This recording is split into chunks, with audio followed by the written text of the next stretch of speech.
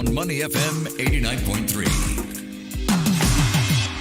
Good afternoon and welcome to the afternoon update on Money FM 89.3. I'm Rachel Kelly and I'm joined in the studio, of course, by Hongbin Jeong. Hello. And Hongbin's laughing because I just deafened everybody in the studio by switching up the volume way too loud. But I thought everyone needed a bit of a wake-up call this Tuesday afternoon. Hongbin was yawning and she claims it's jet lag. Yeah. She came back from JB. That's all I'm saying. All I'm saying. Okay, guys. Speaking of which, it's a World Tourism Day. So I think you should pack your bags and go to a place. I think I should go to a place that actually would give me I knew jet it. lag. I knew it. She was hinting for a leave request. That's where this conversation was going. I said, Hongbin, have a look and see what date is today. World Tourism Day. And jet lag is what I got. Mm-hmm. Okay, but it's also, we've got a few other days today since it's 27th of September. My goodness. Ancestor Appreciation Day, National No Excuses Day. But that's in Canada. We're not in Canada. Okay. So that's where we are today, the 27th of September. Time is flying by way too quickly. And this is the third week that we're joining you on Facebook, on YouTube, and on LinkedIn as well. So you know what? If you've got any questions for us, drop us a text, 88550893. You can also pop a comments in our Facebook comments box and let us know what you want us to talk about on the show in the week ahead or next week. We are listening to you and we will take those requests to heart and see what we can do in terms of who you want us to get on the show. What's your wish list? Let us know.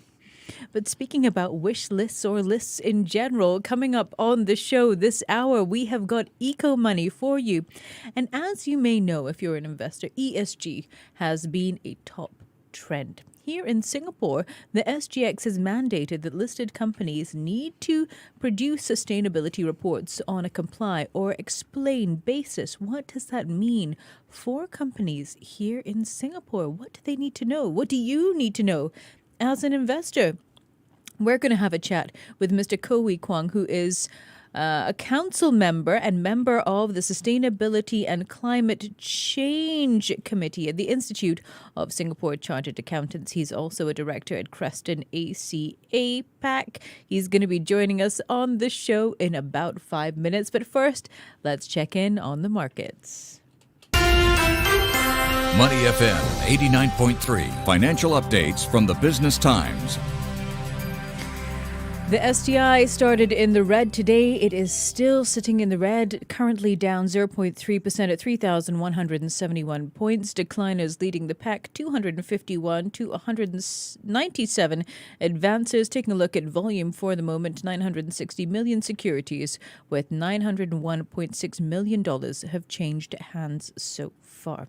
Hongbin has been keeping a very close eye on the markets for you today. She's been watching shares of Silk Road Nickel today. Hongbin, what's happening? That's because an offer from its executive director to privatize the Indonesia-based nickel ore miner was declared unconditional yesterday, with its closing date to be extended to 5:30 p.m. on October 25th from the same time on October 10th previously. So valid acceptances of the offer from the offer's concert parties stood at around 63.2%, while valid acceptances from other shareholders stood at 27%. So before this news, shares of Silk Road Nickel ended yesterday flat at 42 cents, and currently it's still unchanged at 42 cents. Okay, Hongbin, I want to talk to you now about this article that you picked up on CNBC. It says bank analysts have two big reasons to be bullish on the Sing dollar. Earlier we were talking about the pound, but what are they saying when it comes to the Sing dollar? I think we've talked about the Sing dollar a lot with, Forex analysts coming on the show, and they've all said, the Sing dollar has been resilient against the buoyant U.S. dollar, and it's, outperformed its regional peers. So these are two reasons reason that the CNBC's article highlights that bank analysts say to be bullish on the Singapore dollar. And one of the first reason is because of strong economic fundamentals. So an analyst from Maybank says whenever there's a crisis or shocks, there has been an interest or a move into the Sing dollar. And Singapore is one of the few countries in the world with a AAA sovereign credit rating, strong current account surplus, and positive foreign currency reserves. So these are factors that contribute to its position as a safe harbor for investors. And Singapore has significant surplus reserves to tide through crisis, and this makes it definitely one of the elements of a safe haven currency. So analysts also say that the Singapore dollar is one of the most resilient in the region, and its strength will benefit companies that have treasuries in the country. And in times of an exceptional dollar strength, the Singapore dollar is one that preserves its value best. And another reason analysts or bank analysts have highlighted is the central bank policy. And I've highlighted this before, and unlike many central banks, the Monetary Authority of Singapore uses the Singapore dollar nominal effective exchange rate policy band to keep inflation in check. So we've seen other central banks raising rates by, 75 basis points or 50 basis points. But, as most of the countries in Asia use those interest rates as a policy tool to manage inflation. But the MAS reacts to high inflation by allowing the Singapore dollar to appreciate against peer currencies, thereby driving down the cost of imported goods in local currency terms. So basically, these are the two main reasons why bank analysts say to be bullish on the Singapore dollar. Now, speaking about the Singapore dollar, let's talk about the dollar against the sterling. What are we looking at? You mentioned a deadline. Was it to the US dollar by November?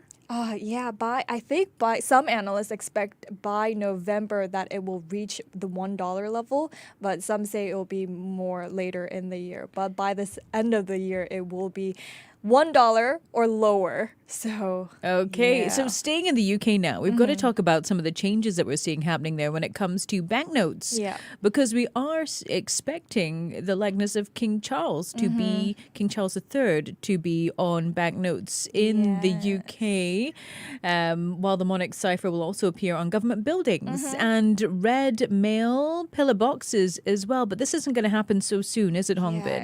It's going to take some time, and that's because the Royal Mint is estimating that there are some 27 billion coins with the face of the late Queen who died this month. And, 27 billion coins, to have that all retrieved back and to, get those new coins out will take some time. And likewise, the Bank of England also said the banknotes with the portrait of King Charles is expected to enter circulation by the middle of 2024. So not anytime soon. 2024. So another 2 years around then. But don't worry, all the existing currencies and the stamps that's already with bearing the Queen's image will still remain valid. So it doesn't mean it's no longer valid, but it will take some time for the image of King Charles to appear on the banknotes and the coins. Thanks for that update, Hong Bin. Hong Bin Jung there. She will be back with you with more market moves and news after the 3:30 news. But she's also standing by here. If you've got any questions for us, let us know on Facebook or on our studio phone 88550893. Hong Bin, I'm going to pass her the phone now. She's going to keep an eye on it and she will ask your questions live during the show. Stay with us here on Money FM 89.3. Uko Money coming up now. This is Money FM 89.3, Singapore's most influential radio station.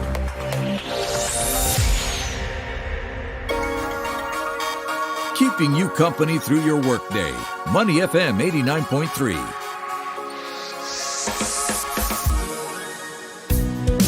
Eco Money on Money FM 89.3.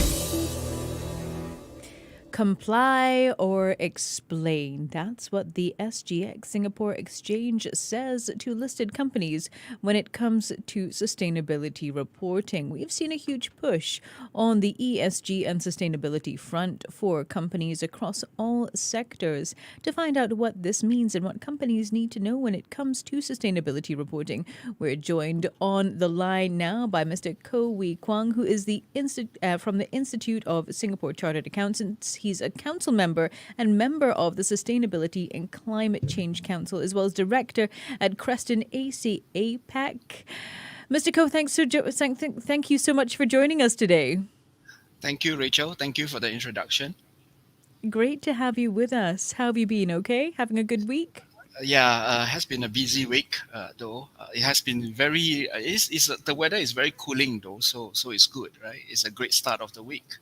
It is. I like the cool weather. It hasn't been so wet today as well, though we're expecting some thundery showers tomorrow. Okay, enough about the weather. Let's get into this interview. So Singapore has made it a requirement for listed companies to issue a sustainability report, which must include, among other things, material ESG factors, its a framework, targets, and performance.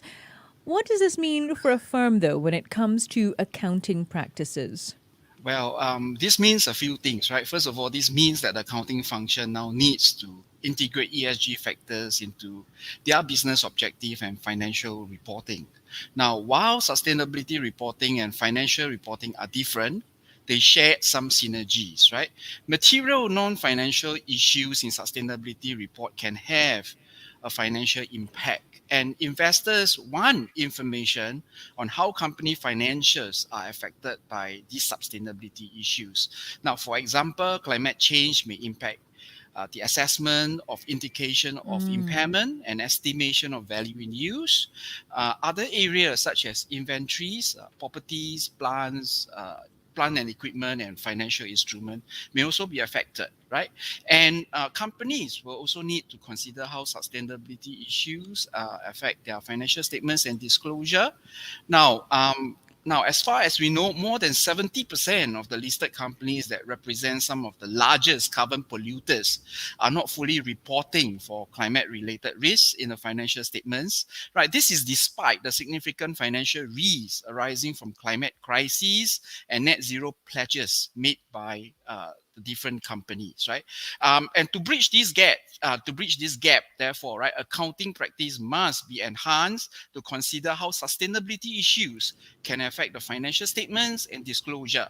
Now, MAS and SGX, right, have indicated that they will monitor developments on the International Sustainability Standard Board, which is ISSB, sustainability disclosure standards, right? So we expect these standards to feature prominently in the reporting requirement in the future. That's right. And Mr. Koh, I just want to rewind a little bit because earlier this year, the International Sustainability Standards Board, as you mentioned, the ISSB, wrapped up a public consultation on two exposure drafts. The first related to the disclosure of sustainability-related financial information and the other on climate-related disclosures. By the end of the year, the ISSB is expected to release the new disclosure standards under the widely adopted International Financial Reporting Standards Accounting Framework. That's a real mouthful there. Looking at it from a listed company's perspective and from an accounting perspective as well, what do we need to do to help upskill our accounting professionals to keep them up to date with some of the changes that we're seeing happening in the industry? Because there are so many regulations, so many frameworks. Things seem to be moving at such a rapid clip. What do they need to know? Now, there's a few things that we can do, right? First of all, accountants traditionally actually focus solely on FRS, right, which is the financial reporting standards that accountants are all familiar with. Now, the modern accountant should look at FRS from a wider perspective, right? F now stands for financial reporting, and this is my own acronyms, right? F for financial reporting, R for risk management, and S for sustainability reporting. So my recommendation is financial reporting serve as the rear mirror, while risk management serve as the GPS, allowing sustainability to take the driver's seat, now leading the drive of carbon emission to net zero by the middle of this century. Now, the few things that accountants could do is the accountant should get themselves familiarized with the major reporting standards and framework that are pertinent within their jurisdiction. Right, in Singapore, two notable standards are the TCFD, which stands for Task Force for Climate Related Task Force for Climate Related Financial Disclosure, right? Recommendations, and the ISSB, which are expected to release S1 and S2 next year. So the key requirements of the major sustainability reporting standards are usually aligned with the stakeholder expectation after robust public consultation. So as such, right, accountant can identify areas that are important to the stakeholders, right, such as the risks and opportunities under the S1 and S2, right, and bear in mind that we are departing from the traditional financial reporting standards. We are now looking at scenario analysis, right, to project more into the future, right? So they should think about how these areas affect their work. For instance, data collection, forecasting, and target setting.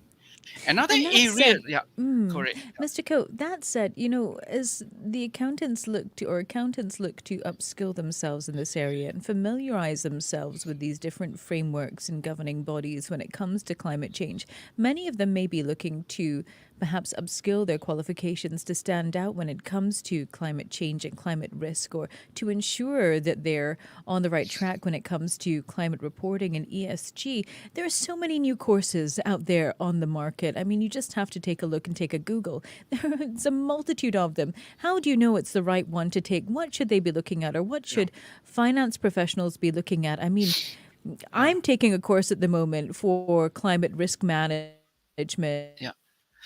So the key to one many in the market, of course, I'm Miss New Year. Okay, Mr. Koh, we are waiting. Hi, Can you I'm back. hear me? Sorry, just now there's some glitch. Yeah, I'm back. And your question is, what are the courses that accountants should We're take? having a right? bit of a connection issue at the moment. We're listed companies here in Singapore. Yeah. Okay, so Mr. Koh, we were talking about courses. What would you recommend to professionals? Where should they start? Okay. The key is really to understand. I think the gap is really around climate science, right? While accountants have the knowledge of the numbers, right, but just looking at the final numbers, right, or the disclosure, such as greenhouse emission, it might not be meaningful. Right, and a basic understanding of climate science is therefore very useful, right? And this can help accountants to participate more meaningfully in climate actions by their firm. So in terms of continuing professional developments, accountants can leverage on ISCA continuing professional education offerings and knowledge resources to stay updated, right? For example, to help companies to adopt TCFD recommendation, ISCA issued Volume 1 of the Climate Disclosure Guide with the support from SGX, right? This guide is useful for Singapore listed companies, right, which are required to meet SGX requirement for climate reporting. Board of directors, right, who need to meet the enhanced SGX ruling on sustainability training can also sign up for the Sustainability E-Training for the Directors Program offered by ISCA, right? And as mentioned earlier, ISCA is also developing certification program on sustainability reporting to address the knowledge gap, particularly in climate science. This is expected to be launched next year. Thank you so much, Mr. Koh. It's been great having you on the show, and thank you for joining us today. Thank you. Thank you so much for having me. Have a good week ahead, everyone. Thank you. Enjoy your F1 week as well, Mr. Koh. We've been speaking with Mr. Koh Wee Kwang, who's from the Institute of Singapore Chartered Accountants. He is a council member there and member of the Sustainability and Climate Change Committee. He's also a director at Creston ACA PAC. You are listening to Money FM 89.3. The afternoon update brings you the latest news and views to keep you informed. Tune in Monday to Friday from 1 p.m. to 4 p.m. Only Money FM 89.3.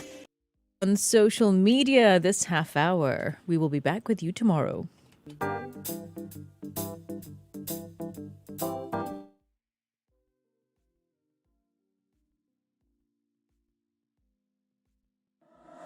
Money FM 80.